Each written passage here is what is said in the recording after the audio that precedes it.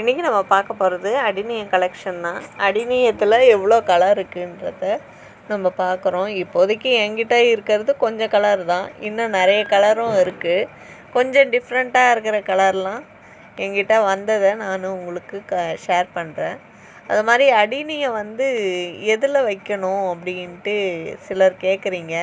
அது அடினியத்தை மணலில் வச்சிங்கனாக்கா உங்களுக்கு மழை நாள் ஆனாலும் உங்களுக்கு செடி நல்லாவே இருக்கும். அப்படி இல்லாட்டி தண்டு அழுக ஆரம்பிச்சிரும். அது என்ன ஆகுன்னா ஃபுல்லாக அழுகிட்டு செடியே வேஸ்ட் ஆகிடும். எவ்வளோ ரூபா கொடுத்து வாங்கினாலும் நம்ம பார்த்து பார்த்து ஒரு கலரையும் சூஸ் பண்ணுறோம். செம்மண்ணில் வச்சா என்ன ஆகும்னா உங்களுக்கு அப்படியே இறுகி போய் உங்களுக்கு செடியும் வளராமல் அழுகல் ஜாஸ்தி ஆகிடும். அதனால் எப்போ வச்சிங்கனாலும் கொஞ்சமாக எரு போட்டு மணலில் கலந்து வச்சிங்கனாக்கா நல்லாவே வளரும். அது மாதிரி தண்ணி அதிக தேவைப்படாத உங்களுக்கு ஒரு செடி எப்போவுமே பூ இருக்கிற மாதிரி இருக்கும்.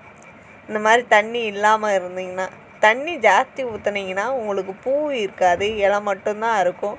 பிடிச்சிருந்தா லைக் பண்ணுங்கள், ஷேர் பண்ணுங்கள், சப்ஸ்கிரைப் பண்ணுங்கள். சப்ஸ்கிரைப் பண்ணாட்டியும் லைக்காவது பண்ணுங்கள். உங்களுக்கு வேறு ஏதாவது கலர் தெரிஞ்சுன்னா அதை சொன்னீங்கன்னா அந்த கலரை எடுத்துகிட்டு வர நான் முயற்சி பண்ணுறேன். தேங்க்யூ.